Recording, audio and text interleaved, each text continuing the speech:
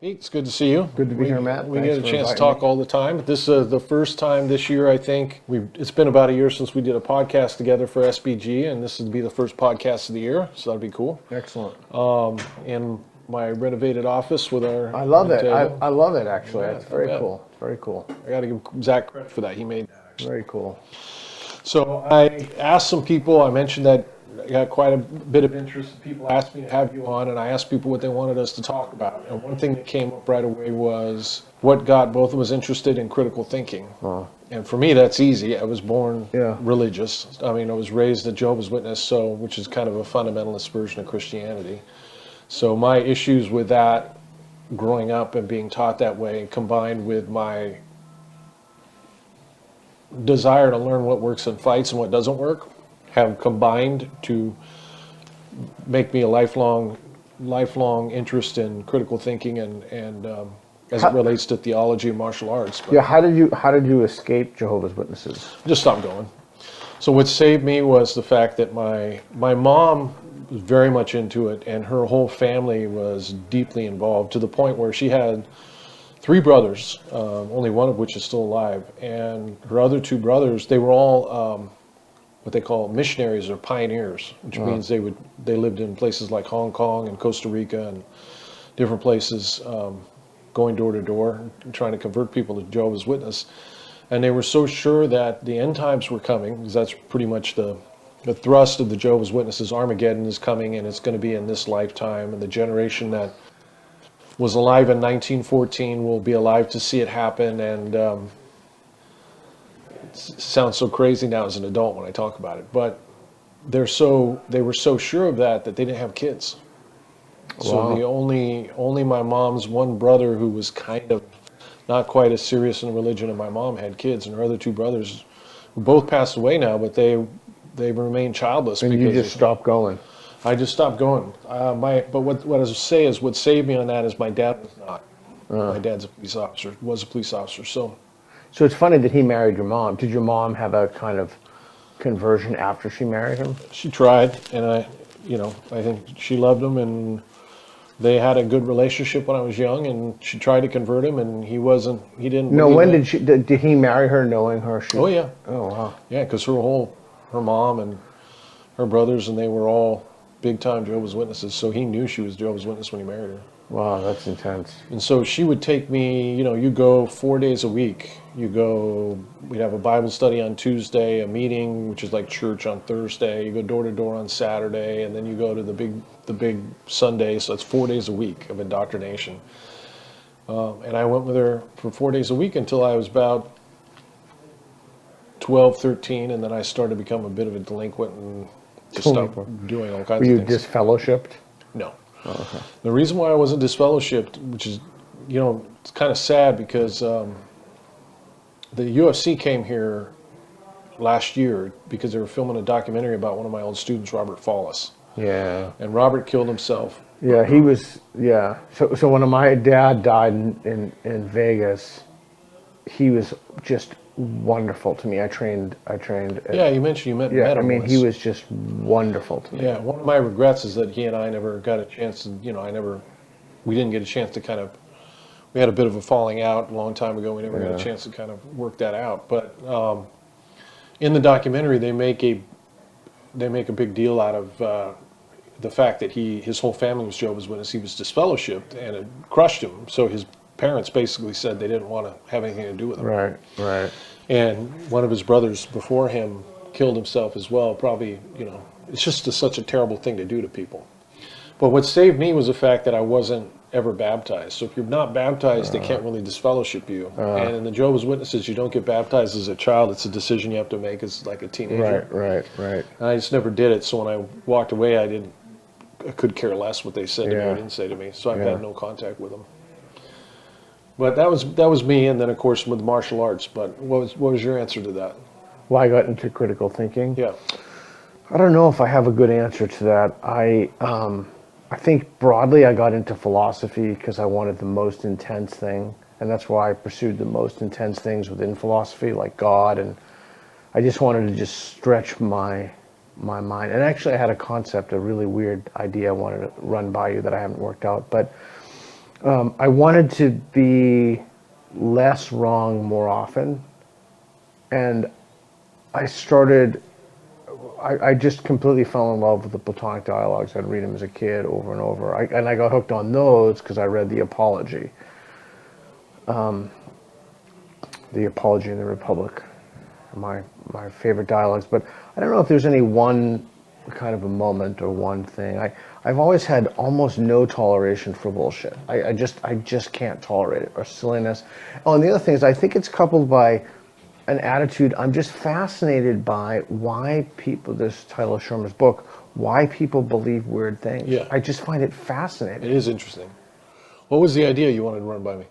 Now you got me curious. So I got invited to write a piece for Big Think. So I was up late, as I usually am, working, and then I was scrolling through Twitter, and I saw a post that I think Balaji retweeted or responded to. What is one thing, here's a question, what is one thing you're sure, not phrased exactly, but what is one thing you think is true but nobody else does? Oh, yeah. Did you see that tweet? Yeah, that was a question I thought about myself 2 or 3 years ago. I think I read it from Peter Thiel, and it was how did you answer that? It was an interview question, and what he actually said was, tell me one thing you think is true that most people would disagree with you about, Yeah. and don't tell me something, that nobody would be upset. I want to hear the stuff that you think not only would people disagree with you about, but they would maybe potentially find offensive. And he was looking for people that could think outside the box as far as investments. And I thought about that instantly, and in my mind I came up with a list of about 30 things, and none of which I'd probably argue in front of a bunch of strangers because I think they'd be offensive to a lot of people. But I have all kinds of things I believe that I think most people would disagree with me about. Yeah, I'm dying to know what unfortunately we only have This is probably not the 50 minutes before class, but this is not the place for it. But I mean, I had no problem instantly thinking of stuff. That's for sure. What about you? well, so this tweet was not framed in the offensive category. Okay. If it was, I would have populated with like 500 things. Yeah. But so I was thinking that I've had this idea for a long time that the words are so tricky here, but the community of ideal inquirers, let's say like Charles Sanders Peirce, the American philosopher, termed it, or at what is the highest form, like how would gods speak to each other? How would gods communicate? Not omniscient, but virtually omniscient. Gods, plural? Gods, plural, yeah, like demigods or super AIs who've long outlived their carbon-based creators or what have you. And I think that the answer to that question is, and again, I'm just working this through now, I think that the answer to that question is they would have to communicate in questions.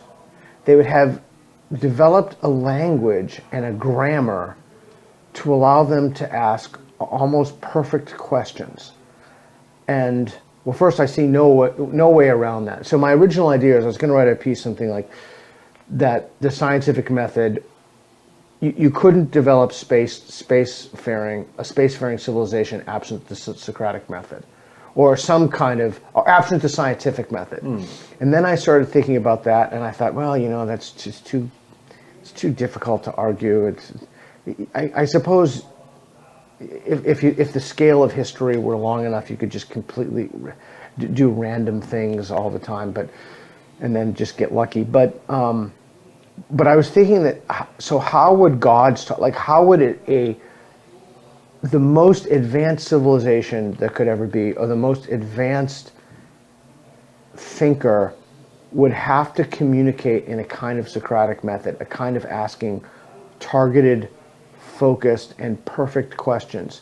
But my argument was going to be beyond that, and it was going to say that would be, to borrow a term from Fukuyama, that would be like, instead of the end of history, that would be the end of linguistics. Like, that would be the pinnacle of every civilization. But even beyond that, I was going to argue in this piece, and this is where it gets really weird, that every civilization would develop the same language. All of them. Like every incredibly advanced, and I realize the word advanced is a squishy term, but would develop a kind of sequence of questions and a grammar, if they communicated at all, that would be identical to one another. So that was the idea I was going to run by you. We probably don't have enough time. Yeah, that's a long conversation, but just out of curiosity, why are you so sure that it would have to be a language that consisted entirely of questions? Because if they're not omniscient. Yeah, if you're trying to figure something out, no matter what it is, a scientific phenomenon, a moral phenomenon, a way to just get something done, would have to be some kind of, first, I mean, you could do it through trial and error. Even if you didn't have a linguistic structure to place it in, like let's say I wanted to test a technique on the mat, and we didn't have a language, or a verbal language, or even a written language, then I'd need something like I'd have to grab your hand, have to grab you and pull you, and if you went, ho, ho, ho, go, that would mean no, and then I wouldn't do that. And if you went, ho, ga, ga, ga, that would mean, so even that kind of, there would still be a question, a kind of question within it, like I would do a technique. So if you want to figure something out, not only are questions the most efficient way, but I really think that they're the only way to figure something out. No, I agree with that, and the language itself would have to have a way to communicate responses too, and the responses wouldn't necessarily be questions, would they? So, everybody always says don't answer a question with a question. I've never understood why not. It seems like the best questions to answer with the questions. Yeah, I suppose that could be true, and then they would just go down an endless rabbit hole to whatever topic they were talking about. But see, that's the thing. My argument would be it wouldn't be a rabbit hole. At the end of the day, they would have a proposition to test. Okay. From this spire, or even spiral of questions. Works its way towards a hypothesis. Yeah, it would be, but it would be a way that's univocal, that every civilization would converge on this way of asking questions. And again, It'd be a lot less dogmatic, that's for sure. It would have to be, yeah. That would be a positive thing. Yeah. I'll have to think about that one. That's an interesting proposition. So I've been going around and doing jiu-jitsu at different places. Yeah.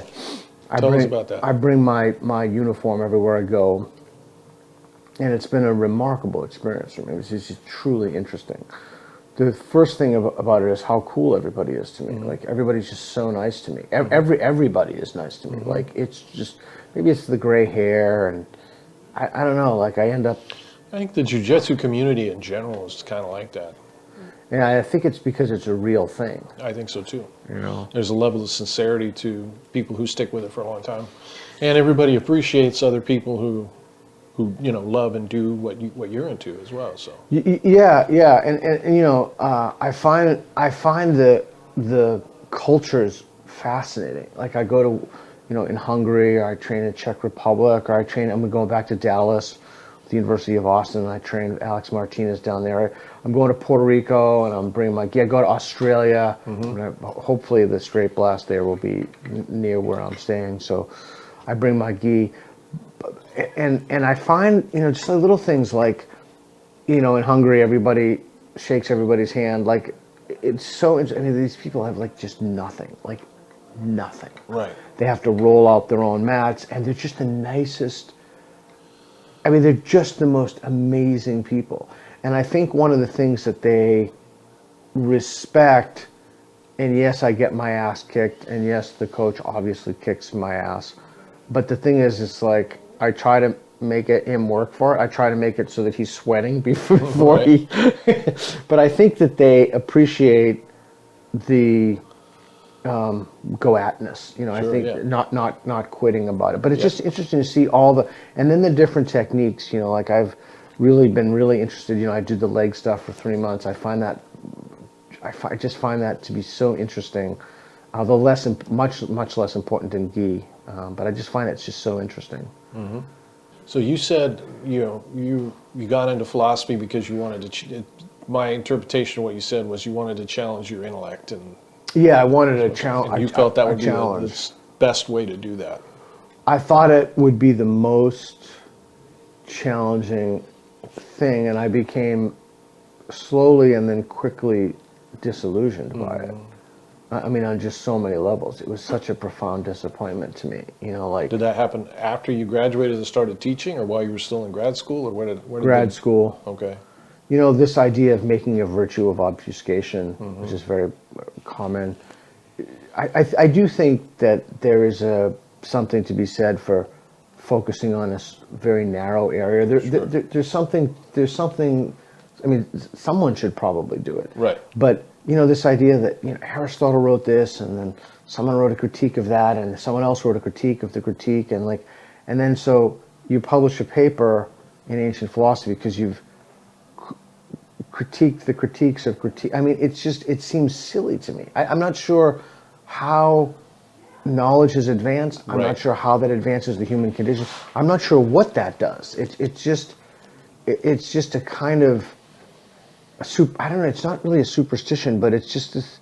It's something that to be taken as like, well, this is just what you do, but it's not clear that because it's what you do, it's what you should do. Why do you think that there's more philosophers who take that approach than philosophers who take the kind of approach that you're advocating for? Culture, interest, academia in general? Could be university architecture. I mean, it could be anyone of a number of reasons for it. I think that there's something about, I think maybe they need some way to assess you before they give you tenure, and they need this, in this tenure basket or promotion basket, they need teaching evaluation, need some kind of metrics. And that's the other thing. I think that in general, philosophy, not just Mad Libet, philosophy thinks that if you go public, if you will, or if you speak to ordinary people, you've sullied the discipline, or you've somehow degraded yourself. How much of that you think is just envy? The little experience I've had with the community from being around you, to me, it seems there was a lot more pettiness than I'm. Yeah, a ton of pettiness, and that's the thing. Like, anybody could do what I did. I mean, it's just not. You don't. I mean, nothing is preventing anyone from starting a Twitter account or going on YouTube. In fact, some people do, and some people are very successful, and some people aren't. But I do think. So here's the other thing. So before, when there was a problem, if you didn't like what someone wrote, like I published a bunch of things that were critical of philosophy. Yeah. And I think I made good arguments for those, and I published them in the Philosopher's magazine. So it's not like I published them in Time magazine, or published there. And instead of what the rules of engagement were 20 years ago, oh, this Boghossian said this is wrong. What they would do is they would write an article to refute that. Yeah. I mean that up till I don't even know, 1,000 years has been that's just what people and now did. It's different. Yeah, now it's character assassination. Now it's report them to the diversity office. Now it's 2012. It started around. So somebody posted on my Twitter feed. I mean, who knows if this is true or not? But I have that video when I did those videos in Hungary and Romania. Yeah. And someone said, "Hey, I'm currently a PSU faculty. This looks great." And my response to him was, "If I ever tried asking questions like that, if I ever tried that, the investigations would be endless. The complaints would be endless. Someone would be offended. Someone would be outraged."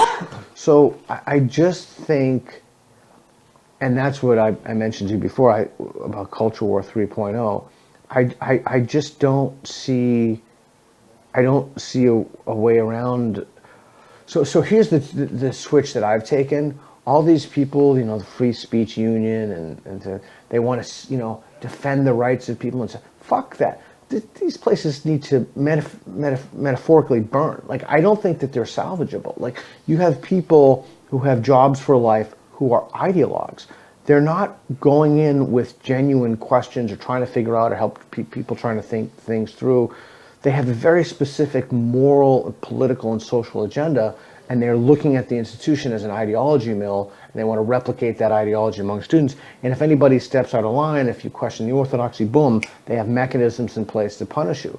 And so this idea, oh, this guy showed a piece of art of Muhammad, it was in the news recently, he was fired, or all these, it's just an endless parade.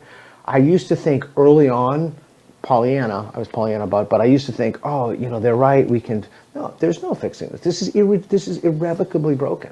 Yeah. So, and you can't negotiate with them. No, there is no negotiation. They are complete ideologues with unshakable moral certainty. Yeah, that's the part that I find hard to understand, how people can be so morally certain all the time over issues which they clearly don't always know that much about even. Yeah, and they certainly, even if they happen to know them, they don't know the other side. Right. They certainly don't have, I don't know if it's intentionally, but they mischaracterize, or they won't even listen to arguments or requests for evidence. So I don't see how that's salvageable. Like, I don't see, and I love, don't get me wrong, I love Greg Lukianoff as a buddy of mine, and I love Foundation FIRE, I love it. But I just think it's a losing battle. And I think we're better off just letting them kill themselves and starting new institutions. And, I realize the criticism, oh, that's so unfair. What about all the people trapped in it? What about, look, it's on hospice, and you're trying to revive a system on hospice. Just let it die. Right. Kind of a sad state of affairs when that happens to academia. Yeah, yeah. So you said Culture War 3.0. So what do you think is the next thing that's going to happen now? So it's gotten this bad. Yeah. Yeah. So how could it get worse? So, well, I'll answer that question in a second. So I think Culture War 1.0 was kind of broadly atheism versus religion. Sure.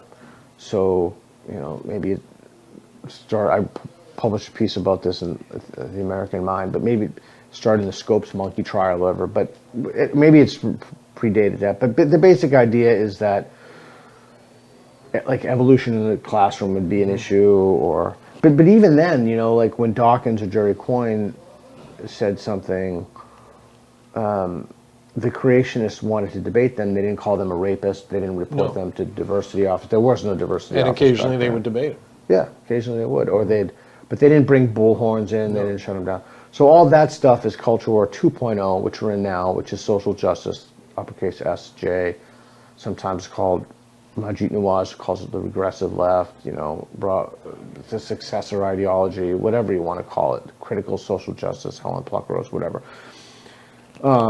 So the rules of engagement were changed.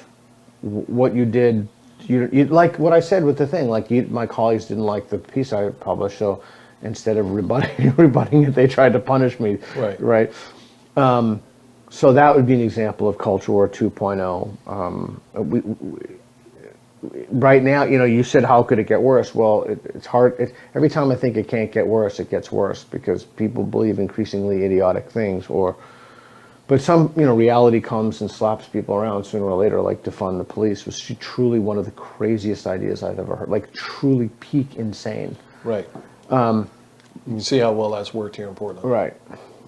Correspondence theory of truth is another Culture War 2.0. But Culture War 3.0, I think we're seeing the beginning of right now.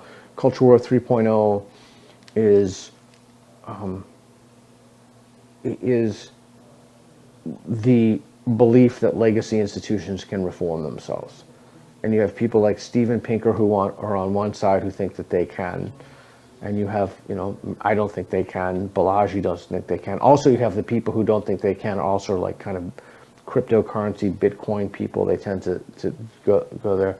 So whether or not you have people, so you have people who want to retain the existing institutional structures, particularly in terms of legacy institutions, legacy media, like universities, And then you have people like me who want them all burnt to the ground and to start it completely afresh with things written into the mission statement to prevent ideological capture.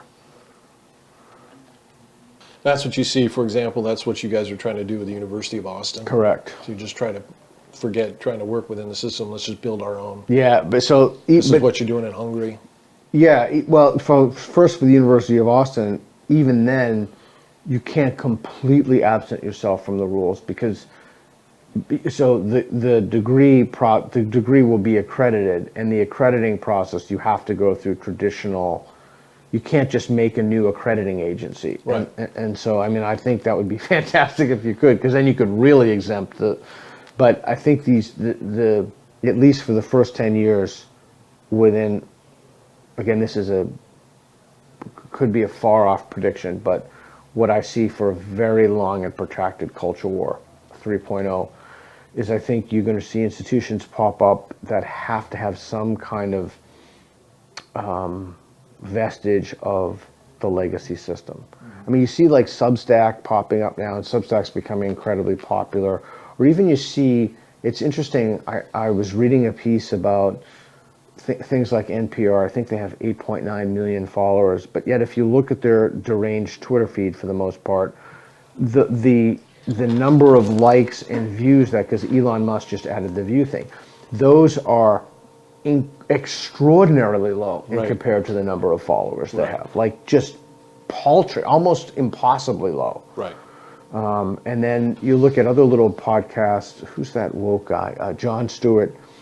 You know, his Jon Stewart, the comedian. His I never watched him, but he's gone Looney Tunes. You know, his recent show, I think it was on HBO. I was reading, heard this from Katie Herzog, got far fewer listens than even her modest podcast. Yeah. And so we're seeing the emergence of. I mean, you see this, everybody has a podcast now. Every YouTube channel is a proliferation of that. We're on a podcast. We're on a podcast, yeah, we're on a podcast. So that's what I see coming down the pike. So we've seen, you mentioned Twitter, that reminded me of something I was going to talk to you about, but I was watching a show the other day where they were talking about the depth of control. Not like now we actually get to see, because even just 4 months ago, a lot of people would, if we were to have this conversation with people who accuse us of being conspiracy minded, now we get to see it was actually way worse than we thought it was. Oh my God. Way worse. Okay, so that's what Elon Musk tweeted when he sees like a giant crime scene, something like that. So I've been complaining to you for years, that I've been shadow banned. Yeah. Years. And they, Jack went before Congress, he said, we don't shadow ban. Yeah, they call it something else. Right. But the idea is these people are pathological liars. Yeah. And it's a type of institutional lying that they had delimited, whatever fancy phrase you want to call it, but they had shadow banned people, but not for what they consider to be misinformation, for political reasons. Yes. Their ideology, whatever they believed, didn't match somebody, then they punish them. Yeah. And we know that's not, and I've been screaming about it. You're like, oh, you're a conspiracy theorist. That's not true. Right. And I told that story. I was at the bus stop once, and these guys are like, yeah, I follow you on Twitter, but you never come up on my feed. And I'm looking in their feed, and it's not there, and I showed them my phone. So, I mean, it's just, or Bruce Gilley is currently a shadow, but still from the legacy from before. And, you type in Bruce or Gilley or Bruce Gilley, his whole thing, it doesn't even come up. So. Yeah. Yeah, they mentioned, I forget who it was, but somebody had a podcast where they only got up to 10,000 subscribers, and they eventually said screw it, and they went over to Getter, and within a couple months they had like 250,000, and it just exploded on a platform that had far fewer viewers. So it's so frustrating to me because it feels like they've rigged the game. They have rigged the game. And so I was just about to say, we know that was what happened with Twitter. Can you imagine what's going on with YouTube? Like, you and I did the YouTube NPR show. Right. If anybody hasn't watched that, they can go to Peter's YouTube page and you can watch the show we did on NPR. And you can't, I don't think it's an accident that I can't post and won't screenshot when I go anywhere else to That's- post it. You know what I mean? Let's say literally today, someone said, so we have 121,000 YouTube subscribers. But see, this is the thing, I'm going to tell you this, and it's like, oh, Bogosian's a conspiracy theorist. Just today, a member of my team who moves in that space said, I think we're being shadow banned by YouTube. And the problem is that, before when we said that, people would think we're some kind of crazy, paranoid people. But the thing is that, like, I don't really know, well, first of all, I don't know enough about that ecosystem, but I don't know how to figure out if that's true. Well, but I don't think we can unless somebody gets in there like Elon Musk and opens it up. Exactly. I'd love to move to Rumble. I'd love to just move out because, PayPal does the same thing, and, the whole social credits. That's the other thing. And so people were saying that was a conspiracy theory. Turns out that stuff was... Well, look what they're doing in Canada. Oh, yeah. And look what they're doing to Jordan Peterson. They're trying to punish him. Exactly. Make him go take a class about how to do social media. Right. The one guy who's probably the best person in the entire country of Canada when it comes to social media. Right. 3.6 million followers, I think he has. Yeah. And he really needs to take a lesson from them. From them. I was thinking about that today. Like, I tweeted something out, something like, they really got ratioed. Like, I don't think that they expected the backlash. So they want to give him a lesson in social media. Right. But even then, if you... It's all going to backfire. Oh, I would think so. I mean, I certainly hope so. But even with Peterson, I almost reached out to him and said, listen, let's do this, but I just didn't have time to do this. But let's get the names of the people on this organization. And all we need to do is you go to Google Scholar, scholar.google.com, and you just punch in their names. And you can totally do this with Peterson. You can do this with just literally anybody. Right. But it's specifically for academicians. So you punch in Jordan Peterson and you look at his H index, which is the traction of your work and how many times it was cited. And I'm not telling you it's like the most important metric or the best metric. I mean, sometimes you get crazy people like Jason Stanley, his stuff is cited a lot. But anyway, it's a metric. Right. So you take those and then I can't remember the name of the licensing board. You take the people in charge of that, and then all you do, let people make their own inferences. You put their H indices there, right. and they would be just nothing. Right. I mean, his H index is huge, massive. Right. It's ridiculous. He's been cited a crazy number of times. And reason for optimism is even with all that, even with that system being completely rigged, you still have almost nobody paying attention to NPR when you look at the views. Or Jon Stewart that you mentioned, who's gone woke over the last couple of years. I used to enjoy Jon Stewart during the Bush administration, during the Iraq War. I used to watch the show on Comedy Central all the time, and I haven't been able to pay any attention to him for the last few years. Yeah, so deep end. That makes me think about something. I'm going to tell you I'm going to confess my dirty little secret to you. My dirty little secret is that up until very recently, I have literally not given a shit about the royal family. Like zero, negative. Like I just didn't even want to. Are you watching the show or what? No, I'm just fascinated by Harry and William. Their relationship mirrors the woke and at least the perception of non-woke, and the whole accusations of racism and him going on social media and him saying, my brother, told me to wear a Nazi uniform, and I mean, he's so woke. It's one thing to wear a Nazi uniform. It's another thing to throw your brother under the bus and blame him for making you wear the Nazi uniform. And as I tweeted, it's like, why aren't woke people call everybody Nazis except the guy who wears a Nazi uniform? Right. I mean, it's so. I mean, but then I have to stop myself again and remind myself what Reagan said. There you go again. There you go again, trying to impose rationality on a system and individuals who are completely irrational. But I have been fascinated by the goings on.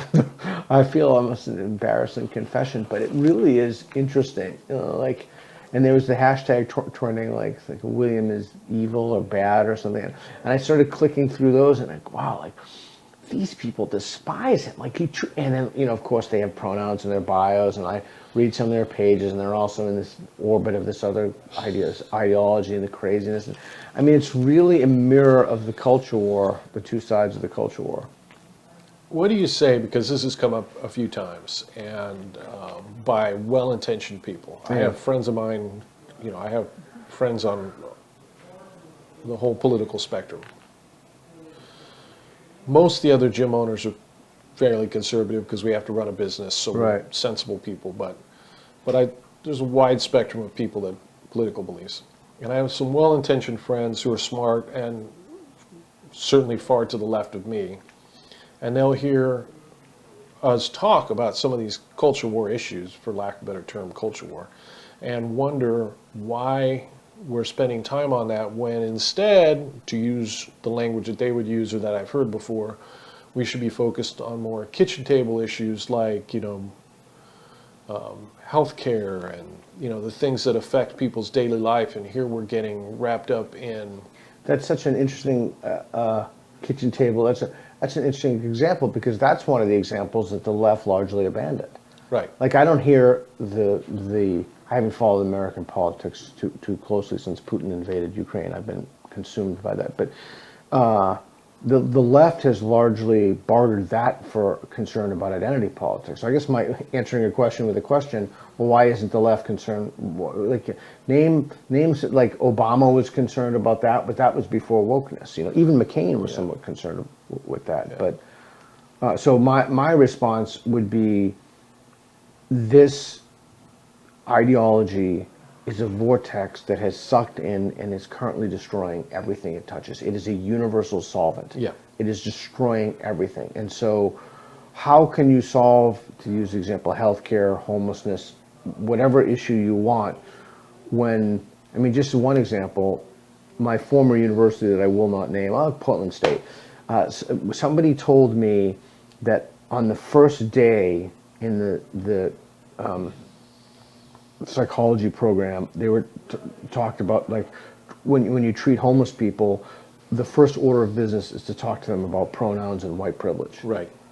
I think I mentioned that to you before. Insane. Right. So it's not like, would you find housing, safe housing, or a shelter, or, you know, the first thing is to convert them to their religion. Right. That's correct. The first thing, you know, pronouns, and talk to them about white privilege. These people don't need to be talked about white privilege. They're homeless. Right. They're homeless, and they have addiction, substance use disorders, probably have mental illness. Yeah. Hearing about white privilege, it wouldn't even be in the top million things of things to talk about.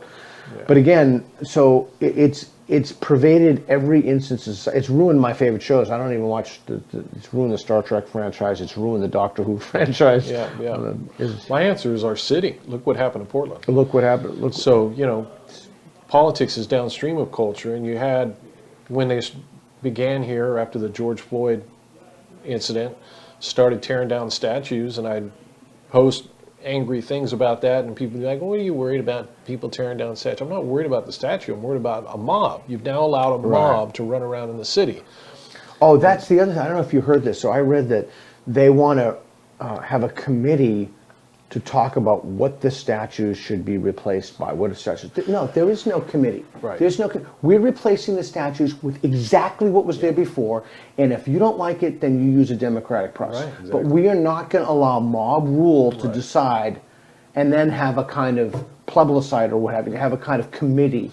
What has happened because of culture war issues as it relates to law enforcement is the largest single spike in murders that this country has ever seen. Portland just had 96 murders last year, which is more than San Francisco.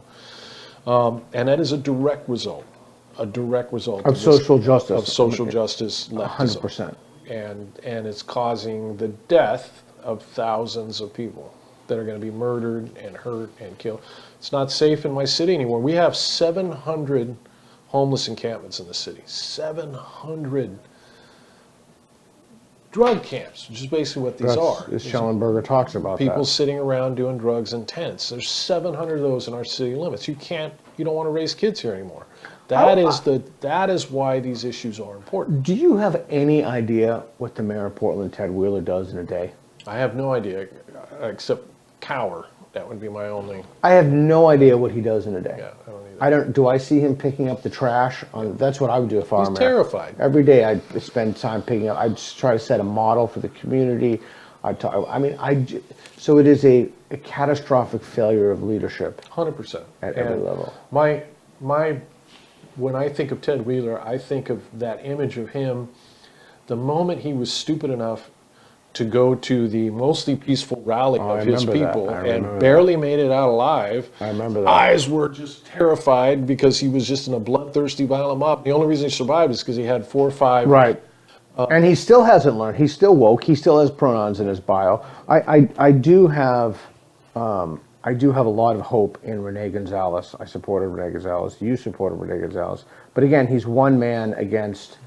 I don't think until the population begins to connect the dots between how they voted and what they see, that we're going to see any change.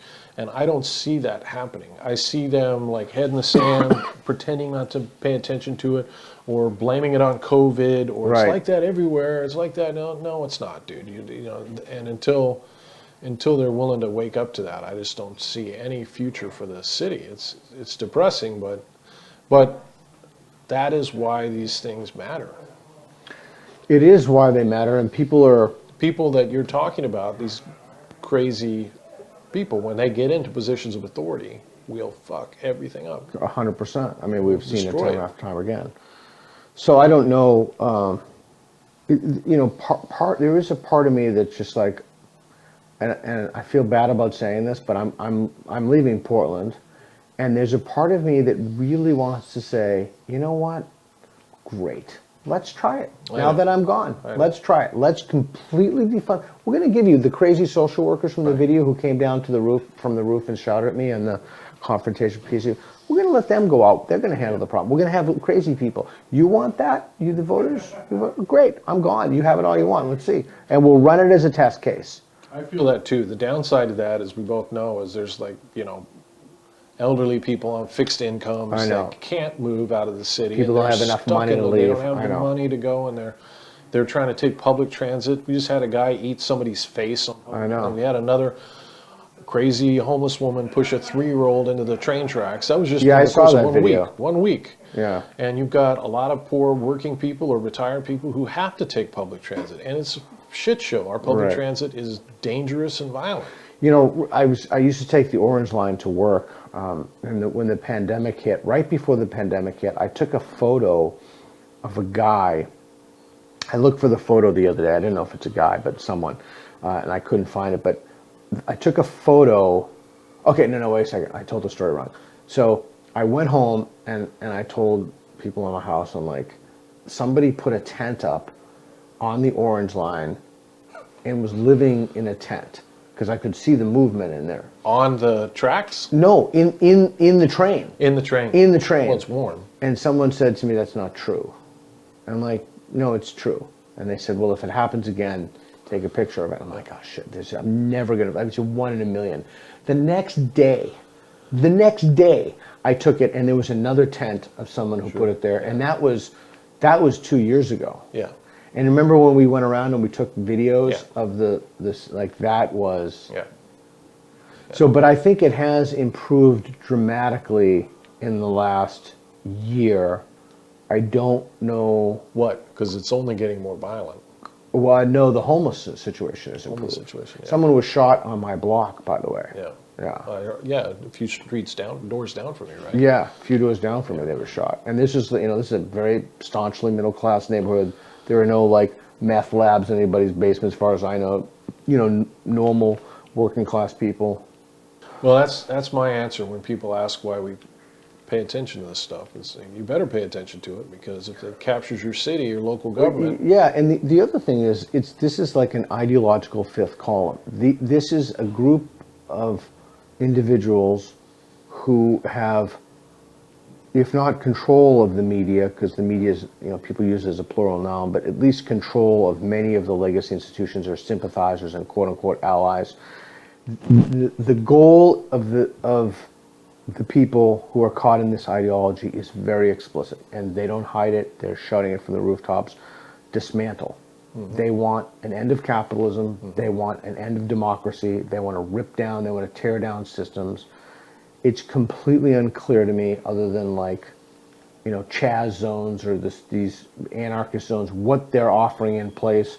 Are they offering any new medical technologies? Are they offering any new, No, they're not offering anything, and I think it is not only a collective mass delusion, but I think by and large these people have some kind of mental disorder, and the rest of society is kowtowing to them, and we're letting them run roughshod instead of saying there are rules that we put in place in society, and it's fine if you don't like those, and if you want to protest, not riot, that's fine. Right. And if you don't like the statue, there's ways to get them down. And right. But even then, when, was it 300 days or something of rioting, I followed the 2 local news stations, and invariably the word protest was used. Yeah, oh yeah. Like invariably. Yeah. And I'm like, clearly this is not the case. Yeah. They are destroying random cars, they're burning buildings, they're throwing rocks into, this is not, so even, it is a level of frustration to me. I mean, the scope of the problem seems so incredibly large. And the media is totally complicit. Completely complicit. And the other thing is I see very few voices of sanity on the right that say, okay, let's talk about some compromise positions we can have. Let's talk about some positive visions for the country we can have. And yes, homosexuals have been treated terribly, 100%. And yes, minorities have been treated. And here's what we're going to do. We're going to give money to poor school systems for equality. But no, everybody, even the right is caught in this equity madness. And they're terrified to say, not all of them. Not all of them. But I do find a system-wide problem. And the other thing we haven't talked about, that I've been talking about for years, we've talked about off camera, but there's a crisis of legitimacy. It's like people just don't trust the institutions Nor anymore. should they. Nor should they. That's the problem. They don't trust them because they're not worthy of trust. No.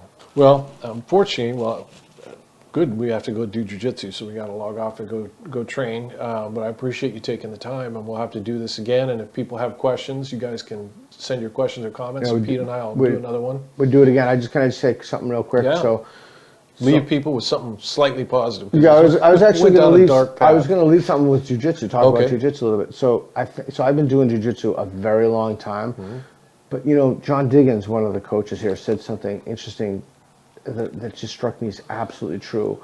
He said he thinks that I have PTSD from jiu-jitsu, the early days, because early in jiu-jitsu we try to kill each other. There was no like gentle rolling. It was just like, and I think for years that just kind of, if you're older and you're listening to this now, it's a new culture in gyms. Yeah. It's a new way to roll in gyms, and I think the way to get through that, if you're older like me, I'm 56, I think, 56. If you're older, I forget my own age. I think that the way to do it is to just remember what you told me, is to not tap from exhaustion. Tap frequently and tap often, no problem. That's just what you do. But don't tap from exhaustion. Yeah. So even if you just have to just sit there and just play defense, great. Yeah. And I think that's one thing that will help. And the other thing that you told me, I think I emailed you or texted you one day. I was so frustrated, like this big guy who wasn't as good as me. He just threw me around. He said, and your piece of advice to me was, you just have to just keep doing it. Yeah. You just have to stick to it. And so, to John's credit, he's been like that, way ahead of the curve. He was rolling like that pretty much since he started with me, and he is a great competitor. Yeah. And so, the time to roll hard is a competition, not against your teammates in the gym. right. And there's never a good time to roll rough. Yeah, never rough. Yeah. I do something that we talked about this too. Something that's helped me a lot is, I do a couple of things. Like I have plans for myself. Like I'll say, okay, like you suggested the next mount, and like have a couple of months plan instead of getting stuff willy-nilly that I personally find confusing. Right. So I like to just stick to a plan.